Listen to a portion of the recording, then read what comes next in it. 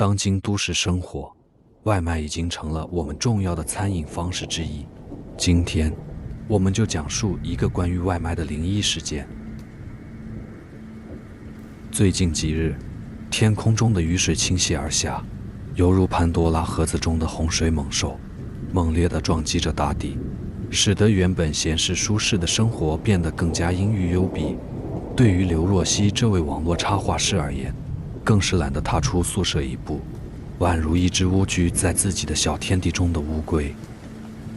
虽然别人眼中的自由职业者自由自在，但他心中深知，要想完成一本优秀的作品，需要付出大量的时间和心血，需要不断地寻找灵感，不断地进行检查和修改。但即使如此，他的很多连载作品依然少有人问津，他的编辑也很少给他打电话，每一次打来都是做最后警告，让他倍感压力。小时候，刘若曦的父母感情不和，家里经常乌烟瘴气，既孤僻又偏激的他养成了强迫症的习惯，比如把笔放进笔筒里，一定要大头在上，不然就必须重放一遍。喝水的时候，杯子底的最后一口水坚决不喝，必须倒掉。外出锁门的时候，明明听到钥匙的声音，但他必须再用力地推门3下，确保门已经锁好了。为了掌控自己的生活，他一直只点一家的外卖，这家外卖倒也给力，说好几点几分就一次没吃到过，这一点也比较对刘若曦的胃口。然而，今天却让他大失所望，一股无名之火在他心中燃起，让他倍感不爽。今天毫无头绪的刘若曦在网上找了一部电影看，看着看着，刘若曦眉头皱起来了。今天这外卖已经迟到了5分钟，这还是第一次，让他很不爽。原以为这5分钟就已经是很大的意外了，谁知道一连几个5分钟过去了，最后迟了整整半个小时。当他收到外卖的时候，看到那洒了满袋子的汤汁以及包装袋上的雨水，顿时就没有胃口了。尽管胃口已经没了，但是他的怒火却愈发旺盛，皱着眉头，一脸冷淡地低声喝道：“你怎么回事？有没有职业道德？我都饿了多久了？再说你看看这个袋子里都什么东西，让我怎么吃？”快递员是个小伙子，被刘若曦这么一呵斥，急得满脸通红，只得弯腰点头的不停赔礼道歉。按说刘若曦骂也骂了，人家也真心实意的道歉了，这事就算是过去了。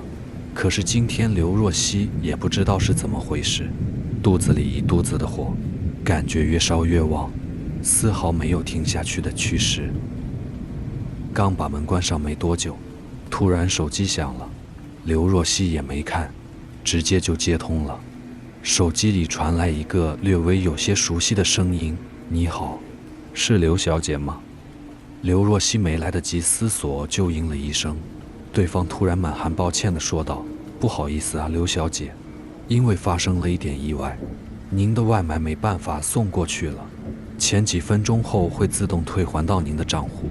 如果半个小时您没收到退款，可以再打电话给我们咨询。”刘若曦感到十分的莫名其妙，那个因为汤汁洒出来看着有些恶心的外卖，现在不就躺在自己面前的桌子上吗？怎么回事？怒火仍在刘若曦胸中燃烧，她感到这家店的服务不可靠，明明已经送到的外卖竟然又说无法送达，这简直太过分了。你们搞错了，我的外卖已经送来了。刘若曦说完这句话，不等对方回应，便狠狠地将手机扔在了床上。简单的吃了几口面包，刘若曦又埋头在电脑前工作，直到晚上，她才完成了当天的工作。起身倒了杯水，又拿了一块面包，坐在电脑前看新闻。这时，刘若曦看到了一条令她惊恐不已的新闻。头条报道说，今天在她所在的市区，一名外卖员在送外卖的途中发生车祸，当场死亡。而那个人的头像，恰好就是今天早上他训斥过的那个小伙子。更加离奇的是，小伙子在车祸发生前还未将刘若曦的外卖送到，然而他的尸体被发现时却正躺在刘若曦的外卖旁边。刘若曦立刻走到垃圾桶旁，看着自己扔进去的那份外卖，心中疑惑万分。他回想起中午接到的那个电话，马上打开了自己的订单，只见显示订单未成功，钱已经退回来了。他惊魂未定地打电话给平台，得到的解释让他浑身冰凉。刘小姐，今天下暴雨，送外卖的速度比平常慢了很多，很多人打电话来催，我们站长就催促送外卖的小陈。小陈心急，在路上被车子撞了，当时只有你的外卖还未送出去，所以我们已经把钱退还给您了。我们对给您带来的不便深感抱歉，请您见谅。挂掉电话后，刘若曦感到非常害怕。如果小陈是在为他送外卖的路上丧生，那么他的外卖是由谁送来的呢？当时他明明看见的是小陈啊，难道小陈变成了鬼？想到这里，刘若曦浑身起了鸡皮疙瘩，她赶紧上网发了帖子，向网友求助。很快，一个热心的网友给了她一些建议，他让刘若曦打开门看看，因为一个人刚死时，通常不会意识到自己已经死去，会按照生前的想法去做一些事情。如果小陈的鬼真的被刘若曦训斥了，应该会留在他的门口，因为那是他的执念所在。刘若曦颤抖着打开门缝，看到了让她几乎惊叫的场景。她用力捂住了自己的嘴巴，才克制住了自己想要大叫逃走的冲动。刘若曦的心情跌宕起伏，她的目光紧盯着门外的小陈，惊异于他居然还站在那里，仿佛被他的训斥牢牢地固定在了原地。此时的小陈身上湿漉漉的，不仅有雨水，还有令人不寒而栗的血迹，散发着诡异的气息，让刘若曦不禁心生畏惧。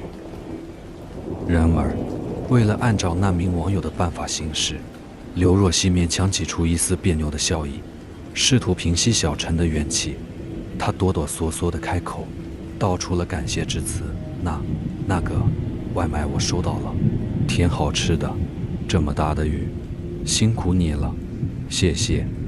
听到刘若曦的话，小陈抬起了满是血污的脸，嘴角微微上扬，彬彬有礼地说道：不用谢。说罢，他迈开步子离开了。刘若曦目送着小陈的背影，却发现他身体逐渐变淡，最终消失不见。